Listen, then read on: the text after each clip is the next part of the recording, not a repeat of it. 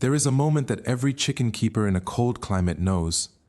It arrives somewhere in late November or early December, when the last of the garden is gone, the ground is frozen solid, the pasture your birds spent all summer foraging across is buried under 6 inches of snow, and you're standing in front of your feed bins doing the math on how many bags you're going to need to get your flock through to April. The number is always higher than you hoped. The cost is always more than you budgeted. And somewhere in the back of your mind is the quiet, uncomfortable awareness that you are completely dependent on a supply chain you don't control, for a product whose price you don't set for the next 4 to 5 months straight. The Amish know that moment too. They've known it for over 200 years. The difference is that when an Amish farmer stands in his barn in December looking at his flock, he isn't doing math on feed bags. He's looking at the storage systems he built through spring, summer, and autumn. The dried plants hanging from the rafters, the root cellars packed with fodder crops, the ferment crocks working quietly in the corner, the sprouting trays already cycling on the barn shelf. And he's thinking about which system to draw from this morning, not whether he has enough. He knows he has enough, because he planned for this exact moment starting in March.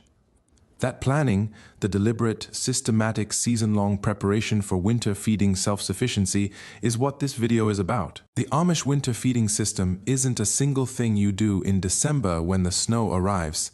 It's a 9-component growing and preservation system that runs all year and delivers results all winter, keeping flocks healthy, productive, and well-nourished through conditions that should, by the logic of commercial chicken keeping, require hundreds of dollars in purchased feed every single month. Today, I'm walking you through all 9 components of that system.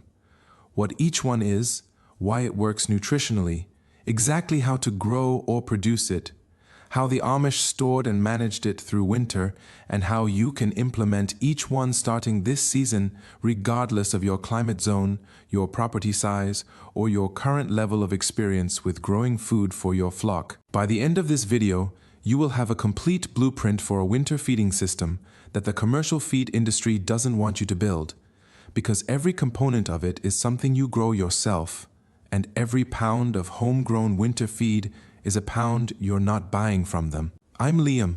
Welcome back. If you're building genuine food independence for your homestead and your flock, this channel is exactly where you need to be. Subscribe and ring the bell.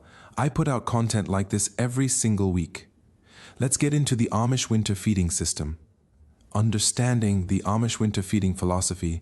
Before we get into the plants, before we get into the 9 specific components, I want to spend a few minutes on the philosophy behind the system, because understanding how the Amish thought about winter feeding is what makes the individual components make sense as an integrated system rather than 9 random things to grow. The commercial approach to winter chicken feeding is reactive. The cold arrives, production drops, you buy more feed, you add artificial lighting to force laying, you add supplements to compensate for the absence of fresh forage.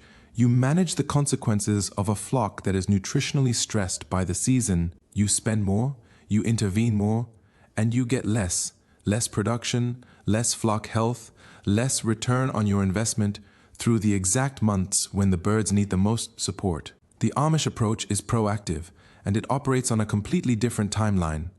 Winter feeding preparation begins in late winter and early spring, with seed selection and planting decisions made specifically with the following winter in mind. It continues through spring and summer as specific crops are grown, managed, and harvested for winter storage. It accelerates in autumn as preservation systems are completed, storage is organized, and the last fresh forage of the season is maximized. By the time the first hard freeze arrives, the Amish farmer has already done the work. Winter is not a crisis to manage. It is a season to draw from systems already in place. The nutritional philosophy is equally deliberate. The Amish didn't think about winter feeding as providing chickens with the minimum necessary to survive until spring. They thought about it as maintaining the complete nutritional profile their flocks needed for continued health and production through the hardest months of the year. That means protein, fat, vitamins, minerals, and the fresh and fermented food components that support gut health and immune function, all of it through all of winter, from homegrown sources. The 9 components of their system each address a specific nutritional need or feeding function, and they're designed to work together so that the gaps in one component are covered by the outputs of another. No single component feeds the flock through winter. All 9 together do, reliably at minimal cost from the work of a single growing season. Component 1. Mangel beets.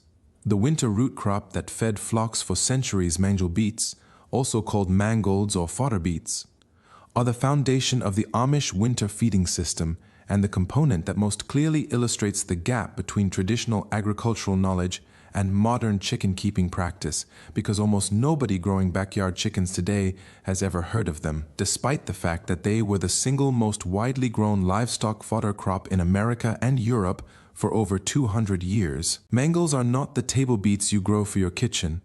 They are a distinct variety of beet bred specifically for fodder production, and the difference in scale is significant. Where a table beet produces a root weighing half a pound to a pound, a mature mangel produces a root weighing 3 to 20 pounds, with exceptional specimens documented at 30 pounds or more. A single well-managed mangel bed can produce 10 to 20 tons of fodder per acre, more calories per square foot of garden space than almost any other storage crop available to a small farm. The nutritional profile makes mangels an ideal winter chicken feed component. They're high in natural sugars, predominantly sucrose and glucose, that provide readily available energy for hens whose caloric requirements increase significantly in cold weather as their bodies work to maintain core temperature. They contain meaningful levels of vitamin C, which supports immune function through the winter months when fresh forage-derived vitamin C is completely absent from the diet. They provide beta-carotene, the precursor to vitamin A, in quantities that support respiratory health and reproductive function, 2 systems under particular stress during winter. They're approximately 85 to 90% water content, which means that in winter, when water sources freeze and hens may be consuming less water than optimal, mangels provide hydration alongside nutrition in a form that doesn't freeze solid in the coop. The Amish grew mangels as a dedicated field crop, planting in late spring after the last frost in rows 2 feet apart with plants thin to 12 inches within the row. Mangels are vigorous growers that require relatively little management through summer, occasional weeding in the establishment phase, and adequate moisture during root development. They're harvested in late autumn before hard freeze, when the roots have reached their maximum size and sugar content. The harvested roots are stored in root cellars or insulated outbuildings in layers of dry sand or straw, where they keep in good condition for 4 to 6 months, the entire winter feeding season, without any processing or preservation treatment beyond the storage medium. Feeding is straightforward. Whole mangels are offered to chickens who peck at them directly. The birds are fully capable of breaking through the skin and consuming the flesh in quantities appropriate to their needs. Alternatively, slice the roots into sections that expose the flesh and make consumption easier, particularly for smaller breeds. The Amish offered mangels 2 to 3 times per week through winter as a supplemental feed alongside their primary grain ration, using them specifically to provide the fresh, vitamin-rich, hydrating component of the winter diet that no dry or stored grain feed can deliver. For the modern chicken keeper, mangels are available from specialty seed suppliers and from heritage seed companies that maintain traditional vegetable varieties.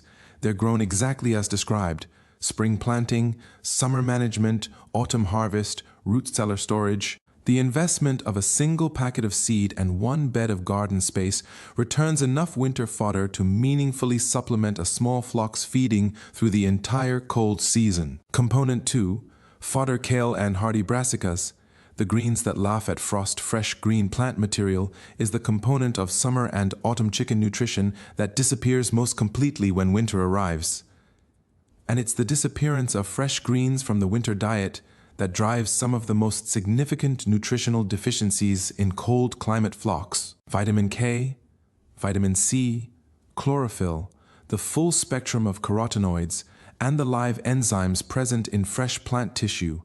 All of these drop to near zero in a flock confined to dry grain through winter, and the effects on immune function, reproductive health, and egg yolk quality are visible and measurable. The Amish solved this problem with hardy brassicas, specifically fodder kale varieties bred for cold tolerance and winter production, that continued providing fresh, harvestable greens deep into winter and in some climates through it entirely. These are not the tender salad kales that die at the first frost. These are robust, cold-hardened varieties that have been selected over generations specifically for their ability to maintain nutritional value and remain harvestable in conditions that would kill most garden vegetables. Siberian kale is the variety the Amish most consistently relied on for winter feeding, and its cold tolerance is extraordinary. Properly established plants withstand temperatures well below 0 degrees Fahrenheit, with the cold actually improving the flavor and increasing the sugar content of the leaves through a process called cold sweetening. The plant converts starches to sugars as a cold protection mechanism, and the result is a leaf that is more palatable and in some ways more nutritious after frost than before it. A well-established planting of Siberian kale in a protected location can provide harvestable greens through December and January in most cold climate zones, extending the fresh green season by weeks or months beyond what any other garden vegetable can deliver. Russian red kale has similarly exceptional cold tolerance with a slightly different nutritional profile, higher in anthocyanins and slightly higher in protein relative to Siberian kale, and the two varieties planted together provide nutritional variety alongside extended seasonal coverage. Thousand-headed kale, a traditional British fodder variety that the Amish brought with them from European agricultural traditions, produces enormous quantities of side shoots after the central stem is cut, giving it a cut-and-come-again productivity that makes it one of the most efficient fresh greens producers available for a small farm. The growing system is designed around timing. Amish farmers planted their winter kale in midsummer, typically late July to early August, specifically so that the plants would reach mature size by autumn but not exhaust themselves before the winter feeding season began. This timing produces plants that are at peak vigor when the cold arrives, able to withstand freezing temperatures from a position of full establishment rather than trying to establish while simultaneously managing cold stress. Plant in well-prepared soil in a location with good sun exposure and reasonable wind protection. Space plants 18 to 24 inches apart to allow the full development of the large, productive canopy that makes fodder kale so valuable. Water consistently through the autumn establishment period. Once the plants are well established and the cold has set in, they require almost no management. The cold is doing the work of hardening them, and they simply need to be harvested regularly. Harvest outer leaves and lower branches, leaving the central growing point and upper leaves intact.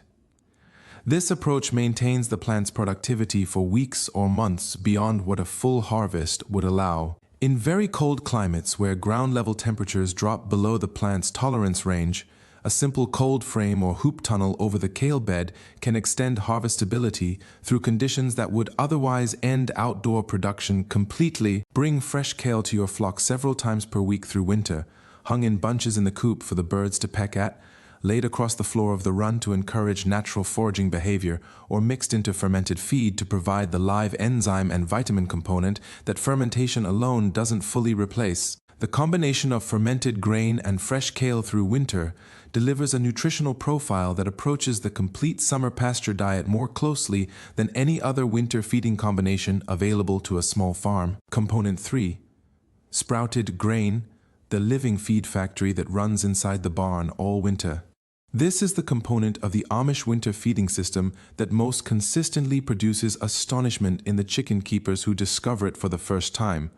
Not because it's complicated, but because the results it delivers from such a simple process seem almost impossible until you understand the biology behind them. Sprouting transforms dry, stored grain into living, growing plant material in 3 to 5 days, using nothing but water, a container, and whatever heat the barn or kitchen provides naturally. A pound of dry grain produces 3 to 4 pounds of sprouted fodder in that time frame, a 300 to 400% increase in volume from the same quantity of grain, and the nutritional transformation that occurs during those 3 to 5 days is even more significant than the volume increase. The biology of sprouting is straightforward and worth understanding fully.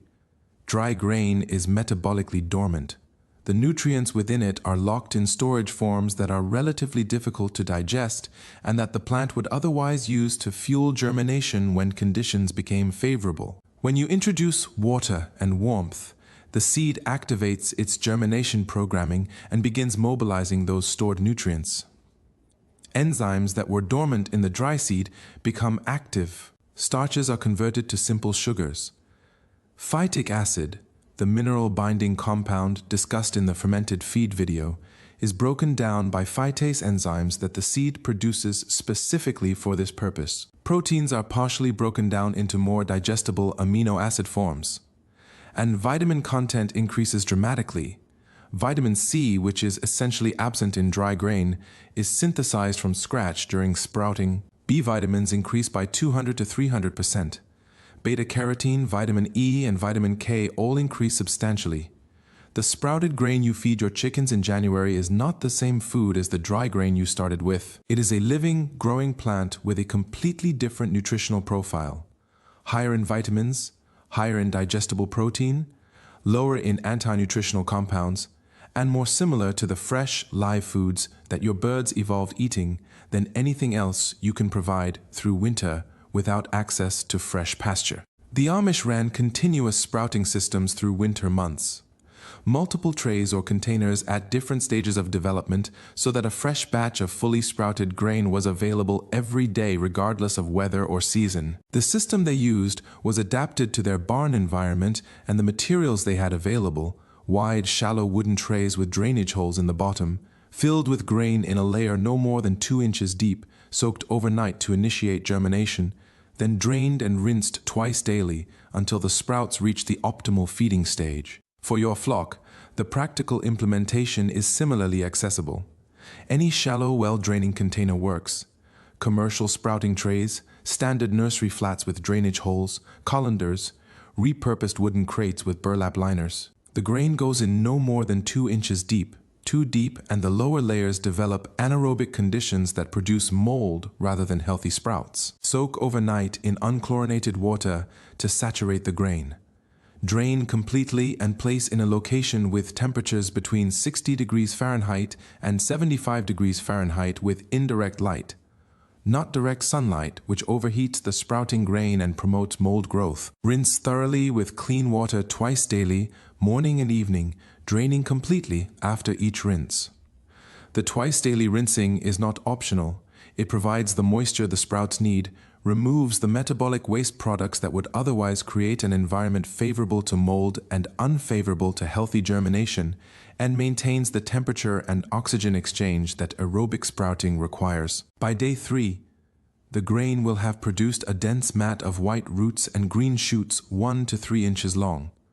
The optimal feeding stage that delivers the maximum nutritional value while maintaining the physical form that chickens find most appealing and easiest to consume. Feed the entire mat, roots, shoots, and remaining grain directly to your flock.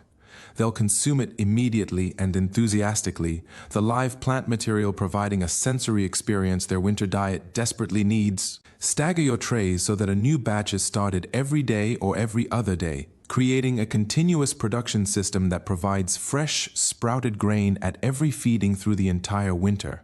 The grain requirement is modest, approximately half the dry grain weight you would feed conventionally, because the improved digestibility and nutritional density of sprouted grain means hens need less of it to meet their nutritional requirements. A 50-pound bag of grain that would last 2 weeks as dry feed lasts 3 to 4 weeks as part of a sprouting system, while delivering significantly better nutrition to your flock.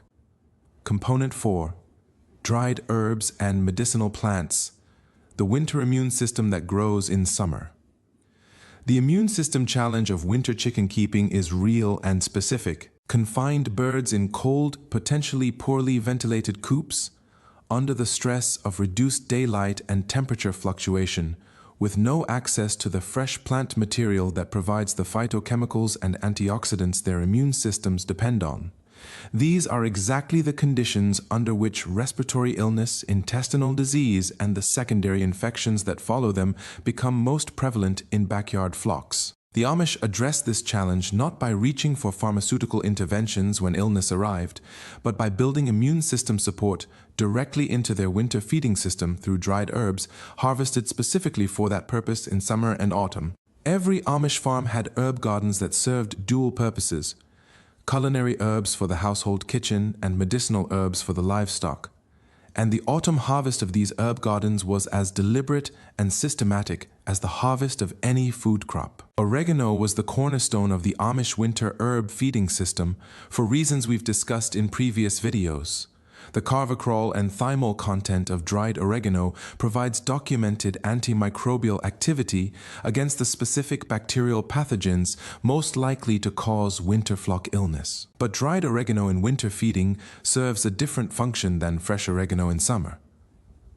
In summer, fresh oregano is part of the diverse fresh plant material that chickens consume through natural foraging. In winter, dried oregano deliberately added to the grain ration or offered in hanging herb bundles is a targeted health management tool applied during the highest risk season for the health threats it specifically addresses. The Amish harvested oregano at peak oil content, just as the first flowers were beginning to open, when the essential oil concentration in the leaves reaches its maximum, cutting the entire plant back to 6 inches and hanging it in loose bundles in a dry, well-ventilated barn section. Properly dried oregano retains the majority of its active carvacrol and thymol content for 6 to 12 months, meaning that the summer harvest covers the entire winter feeding season without nutritional degradation. Thyme, harvested and dried with the same timing and method as oregano, delivers similar thymol-based antimicrobial activity alongside documented respiratory support properties that are specifically valuable in the confined coop environment of winter. The Amish scattered dried thyme on coop bedding as well as adding it to feed.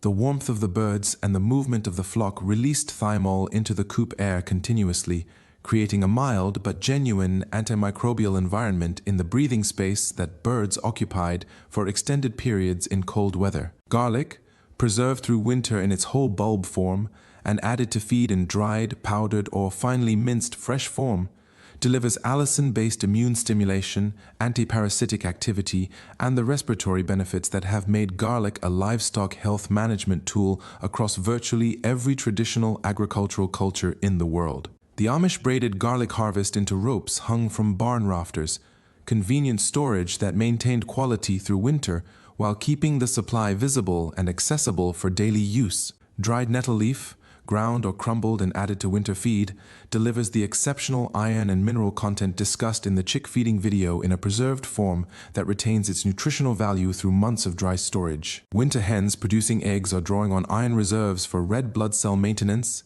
and yolk formation simultaneously. Dried nettle leaf provides iron in a bioavailable organic form that supports both functions through the months when fresh nettle is unavailable. Dried calendula flowers were specifically harvested and stored by Amish farmers for their effect on egg yolk color and quality.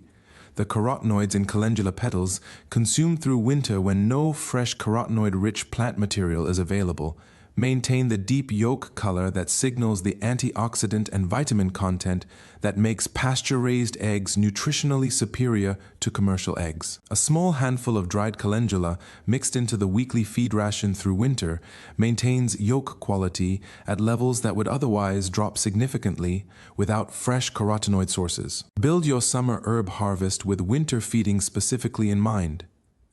Plant more oregano, thyme, and calendula than your kitchen needs. Harvest at peak potency, dry properly in shade with good air circulation rather than in direct sun that degrades essential oils, and store in sealed containers away from light and heat. The cost is negligible. The winter health dividend compounds across every season you maintain the practice. Component 5.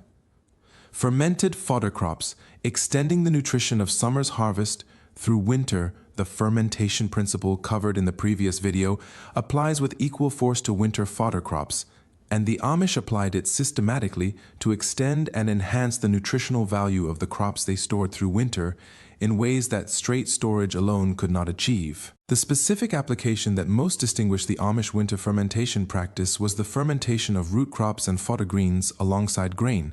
creating complex, nutritionally diverse fermented feeds that provided protein, vitamins, minerals, and probiotic bacteria simultaneously in a single feeding, rather than requiring separate components to be managed and delivered independently. Chopped manjol beet, mixed with grain and fermented for 48 to 72 hours, produces a fermented feed with significantly higher vitamin C content than grain alone.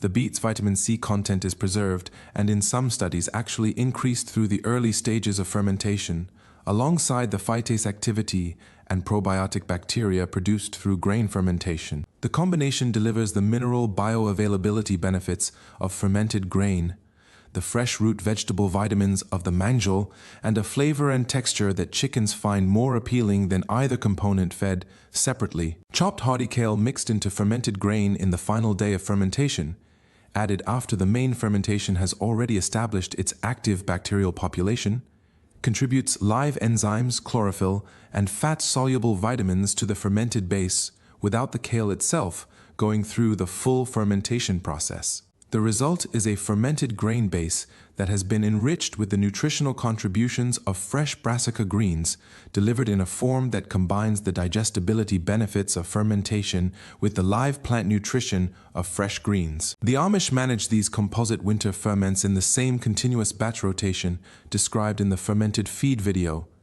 3 containers cycling through preparation, active fermentation, and daily feeding draw, with the root and green additions timed and managed to optimize the combined nutritional contribution of each component. The practice was not complicated in execution, but the results it produced, a complete, nutritionally dense, probiotic-rich winter feed from entirely homegrown ingredients, were far superior to anything achievable from any single component alone. Component 6, pumpkins and winter squash, the storage crop that solves 3 winter problems at once. Pumpkins and winter squash occupy a specific and genuinely irreplaceable role in the Amish winter feeding system, not because they're the most nutritionally complete component, but because they address 3 distinct winter feeding challenges simultaneously in a single crop that stores effortlessly for months without any preservation infrastructure beyond a cool, dry shelf. The first problem they solve is vitamin A deficiency, which is one of the most prevalent and most consequential nutritional deficiencies in winter-confined flocks. Vitamin A, obtained in summer from the beta-carotene in fresh green forage, is essential for respiratory tract health, immune function, reproductive performance, and the integrity of the mucous membranes that form the first line of defense against the respiratory pathogens that cause the most significant winter flock health problems. Without a dietary source of beta-carotene through winter, vitamin A status in confined hens declines progressively, with immune compromise and respiratory vulnerability increasing as the deficiency deepens. Pumpkin and winter squash flesh is one of the richest sources of beta-carotene available in a form that stores naturally through winter without processing. The deep orange flesh of a well-grown butternut, Hubbard, or large field pumpkin, contains beta-carotene in concentrations that meaningfully support vitamin A status when fed regularly through winter, not as a complete replacement for fresh summer forage, but as the most effective available substitute during the months when fresh forage is impossible. The second problem winter squash solves is the behavioral and psychological challenge of winter confinement. Chickens evolved as active, exploratory, highly stimulated animals that in natural conditions spend their days foraging across diverse terrain, encountering varied foods, and making continuous decisions about what to eat and where to find it. Winter confinement strips all of that away. Confined to a coop, eating the same dry grain from the same feeder in the same location every day, hens develop the boredom-related behavioral problems that plague commercial and backyard flocks alike. Feather pecking, aggression, egg eating, and the generalized restlessness that indicates a bird whose behavioral needs are not being met. A whole pumpkin dropped into the chicken run is an enrichment event. The birds peck at it, investigate it, work at getting through the skin, compete good-naturedly for access to the flesh, and spend hours in engaged, stimulated activity that replaces boredom with natural foraging behavior. The behavioral benefits are real and visible immediately. A flock that has a pumpkin to work on is a calmer, more settled, less aggressive flock than one without it. The Amish understood this connection between behavioral stimulation and flock health without having the behavioral science to articulate it, and they used winter squash as an enrichment tool as deliberately as they used it as a feed supplement. The third problem squash addresses is seed-based parasite management.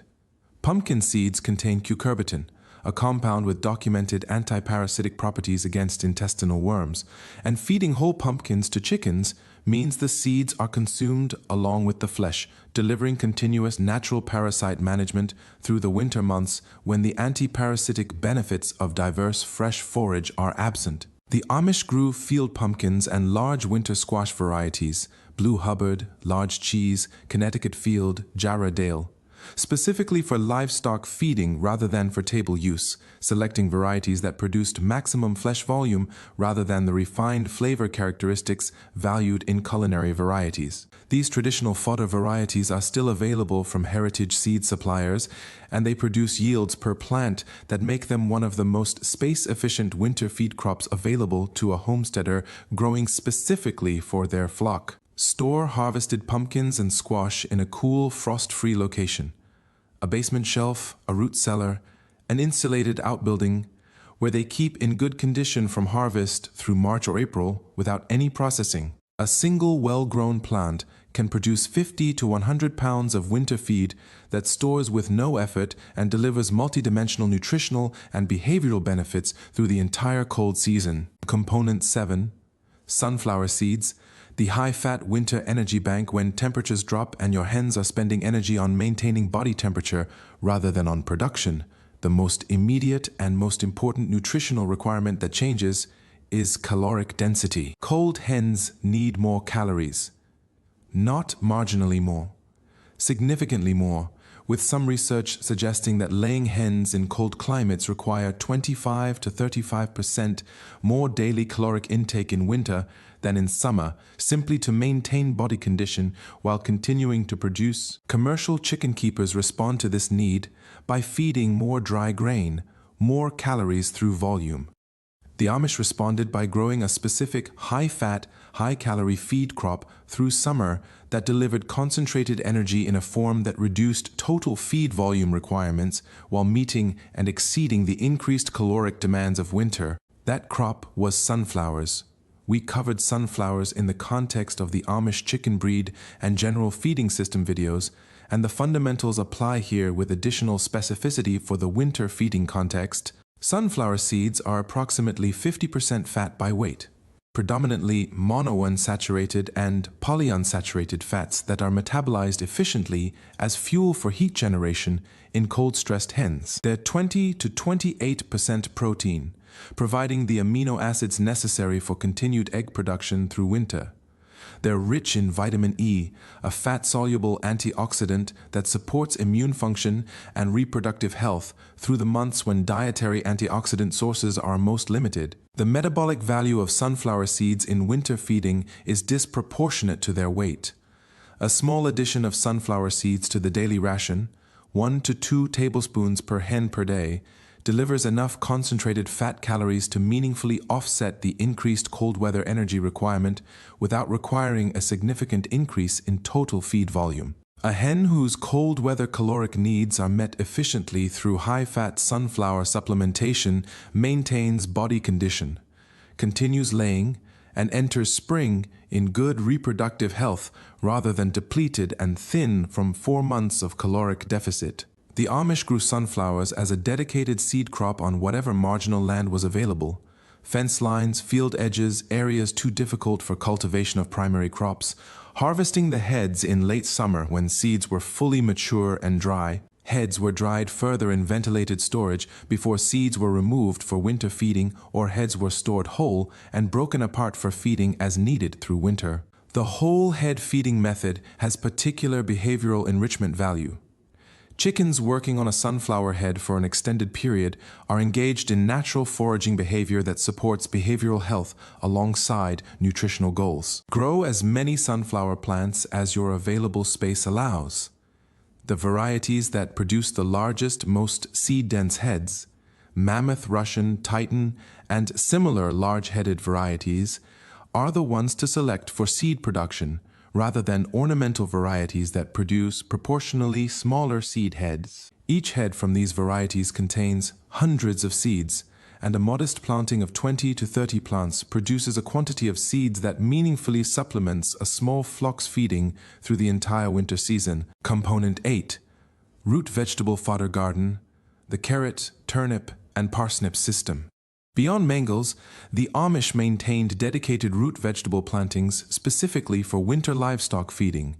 Carrots, turnips, parsnips, and swedes grown in quantities far beyond household culinary needs and harvested in autumn for root cellar storage that would supply the flock through winter with additional vitamin and mineral diversity beyond what any single root crop could provide alone. Carrots are the most nutritionally valuable of these additional root crops for winter chicken feeding purposes, for a reason that relates directly to one of winter's most significant nutritional gaps. The beta-carotene content of carrots is second only to pumpkin among commonly grown root crops, and feeding carrots through winter provides a second dietary beta-carotene source that extends and diversifies the vitamin A support that pumpkin alone begins. The combination of pumpkin and carrots through winter delivers beta-carotene from two different food matrices with slightly different bioavailability profiles, ensuring more consistent vitamin A status than either crop alone provides. Carrots also contain meaningful levels of vitamin K, potassium,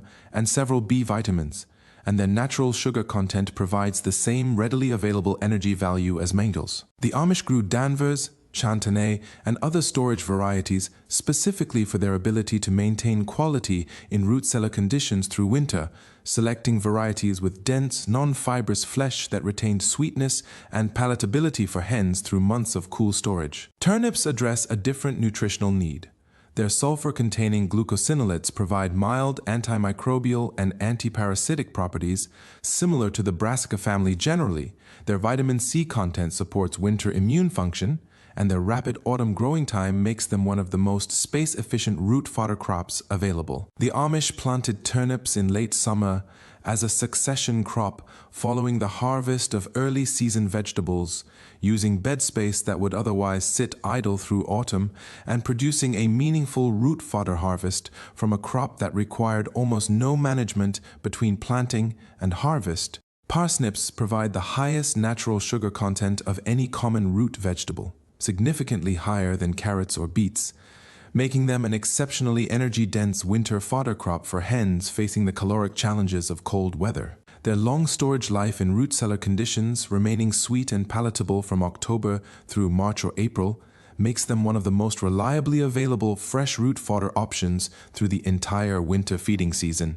The Amish fed these root crops in variety and rotation through winter, different roots on different days, providing the nutritional diversity and the varied sensory experience that supports both nutritional completeness and behavioral health in confined winter flocks. The rotation also spread the supply across the full winter season rather than exhausting any single crop early and creating feeding gaps before spring arrived. Feed root crops in the same ways as mangels, whole for behavioral enrichment, sliced to expose the flesh for easier access, grated and mixed into fermented feed to distribute their nutritional contribution evenly across the flock, rather than having it concentrated in the birds fast enough to claim whole roots first. Component 9. Dried insects and high-protein winter supplements, solving the protein gap that kills winter production. The protein gap in winter chicken feeding is the challenge that commercial feed producers are most effective at solving, because their high-protein pellets and supplemental feeds do genuinely address the protein deficit that occurs when fresh insect foraging disappears and hens are confined to a grain-based diet. The problem is that solving the protein gap through commercial protein supplements means paying premium prices for a solution that the Amish solved entirely for free through a system of deliberate summer protein harvesting and preservation that required nothing beyond the labor of collection and the drying conditions available on any farm. In summer, a chicken on pasture obtains 20 to 30% of her protein from insects, beetles, grubs, grasshoppers, fly larvae, earthworms, and dozens of other invertebrate protein sources that her biology was shaped to seek out and consume. This insect protein is complete protein, containing all essential amino acids in ratios that are particularly well matched to poultry requirements, and it's delivered in a form that comes packaged with fat, vitamins, and minerals that commercial protein supplements don't replicate. When winter arrives and insects disappear, that 20 to 30% of the protein supply simply vanishes, replaced in commercial systems by the soybean meal and other plant proteins that form the protein base of commercial feeds. The Amish replaced it with preserved insects. This sounds surprising to modern ears, but it was entirely normal agricultural practice for traditional farming communities worldwide. And the logic is impeccable. If your chickens spend summer eating insects as a primary protein source, the most nutritionally appropriate winter protein supplement is insects preserved from summer harvest. Black soldier fly larvae, discussed in the general chicken feeding system video, were managed by Amish farmers specifically to generate a winter protein supply, with excess larvae dried in summer and stored for winter feeding in sealed containers. Dried mealworms, produced from mealworm beetle colonies maintained in barn corners in simple boxes of bran, provided a continuous winter protein supplement that required minimal infrastructure and no purchased inputs beyond the initial colony establishment. Grasshoppers, collected during the late summer population peaks when they were abundant enough to harvest in quantity, were dried and stored for winter supplement feeding. The drying method was simple and effective. Insects were spread in a single layer on flat wooden surfaces or woven trays and placed in a warm, ventilated location. A barn loft in warm weather, near a wood stove in transitional weather, until moisture content was reduced to the point where the material was dry and crisp throughout. Properly dried insects keep for months in sealed containers with no refrigeration required, retaining the majority of their protein, fat, and vitamin content through the storage period. For the modern chicken keeper who finds the idea of harvesting and drying insects through summer impractical, the mealworm colony approach is the most accessible entry point. Mealworms are the larvae of the darkling beetle, and they're extraordinarily easy to raise in any temperate barn or outbuilding environment. A colony started with a purchased starter culture and maintained in boxes of wheat bran with vegetable scraps for moisture generates self-sustaining production within weeks, with larvae harvested continuously through summer for fresh feeding and dried for winter storage. The colony requires nothing beyond periodic addition of bran and vegetable scraps. No temperature control, no specialized equipment, no regular management beyond the harvest itself. The protein and fat content of dried insects is exceptional relative to plant-based protein alternatives. Dried mealworms run 50 to 55% protein and 25 to 30% fat on a dry weight basis, comparable to the best commercial high-protein supplements at any price point, and containing the complete amino acid profile and bioavailable fat-soluble vitamin content that makes insect protein superior to plant protein for poultry, regardless of the total protein percentage. Feed dried insects as a measured supplement. 1 to 2 teaspoons per bird per day is adequate for winter protein support without unbalancing the overall ration. Mixed into fermented feed or offered in a dedicated supplement dish separate from the main grain ration. The flock's response to dried insect supplements through winter is immediate and unmistakable. The behavioral excitement, the competitive enthusiasm, and the production improvements that follow within 2 to 3 weeks of consistent insect protein supplementation tell you everything you need to know about how appropriate this feed is for the animals consuming it. Putting the complete system together, the Amish winter feeding calendar here is how all 9 components work together across the winter feeding season as the Amish manage them, not as 9 separate feeding events, but as an integrated daily and weekly system that delivers complete, diverse nutrition from entirely homegrown sources through every week of winter. Daily fermented grain, the foundation of every feeding, offered twice daily with rotation through the continuous batch system. Composite fermented feeds incorporating chopped root crops or wilted kale added to the ferment in the final day before feeding. Dried herb mixture added to the morning fermented feed at 1 tablespoon per cup of grain. Clean fresh water maintained unfrozen through whatever insulation or heating method your climate requires. 3 times per week, fresh sprouted grain, a full tray from the continuous sprouting rotation, offered as the afternoon feeding supplement, providing the live vitamin content and behavioral stimulation that fermented grain alone doesn't deliver. Dried insect supplement mixed into the morning fermented feed on sprouting days. Twice per week, fresh root vegetables, mangels, carrots, turnips, parsnips, or pumpkin, alternating through the root cellar supply on a rotation that ensures variety across the week. Whole roots or pumpkin sections offered in the run for behavioral enrichment and direct consumption. Grated root mixed into fermented feed for even distribution on days when behavioral enrichment is provided through other means. Weekly fresh or dried brassica greens, kale harvested from the hardy winter planting or dried brassica leaves from autumn preservation, offered as a hanging bundle in the coop for gradual consumption through the week. Dried calendula and other carotenoid-rich preserved plants mixed into the weekly grain supply. Whole sunflower head or measured sunflower seed supplement provided on the coldest days of the week when caloric support is most valuable. As needed, additional high-fat supplements, extra sunflower seeds, dried larvae on the coldest nights when overnight heat maintenance demands peak caloric support. Additional dried herbs and garlic during any period when respiratory symptoms or production drops suggest immune stress is occurring. Here is what this system actually costs you. The seeds for mangels, kale, pumpkins, sunflowers, carrots, turnips, and parsnips. Purchased once, save from your best plants every year thereafter at zero ongoing cost. The grain for fermentation and sprouting, the same grain you're already buying, used more efficiently. The herbs, grown in your garden from seeds or divisions, harvested in summer, dried with no infrastructure beyond a well-ventilated barn. The insects, produced on your property from organic waste through a self-sustaining colony that generates its own feed supply continuously. The root cellaring, cool dark space in your barn, basement, or outbuilding that you already have. The total input cost of this system, after the first year of establishment, is a fraction of what you're currently spending on winter-purchased feed. The nutritional output is better, more diverse, more bioavailable, more aligned with what your bird's biology actually requires than any commercial winter feed program available at any price point. More importantly, it is entirely yours.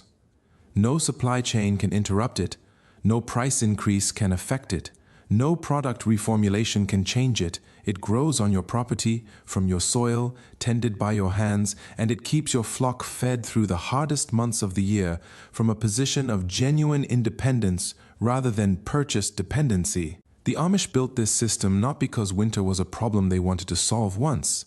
They built it because winter comes every year, reliably, predictably, and the preparation required to meet it from a position of abundance rather than scarcity is exactly the same every year. Start one component this season.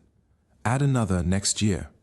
Within 3 growing seasons, you will have a winter feeding system that functions independently of anything you need to buy, exactly the way the Amish have fed their flocks through winter for over 200 years. Drop a comment and tell me which of these 9 components you're implementing first. I genuinely want to know where people are starting, and I read every single one. Subscribe if you haven't already. Hit the like button if this gave you something real, and I will see you in the next one.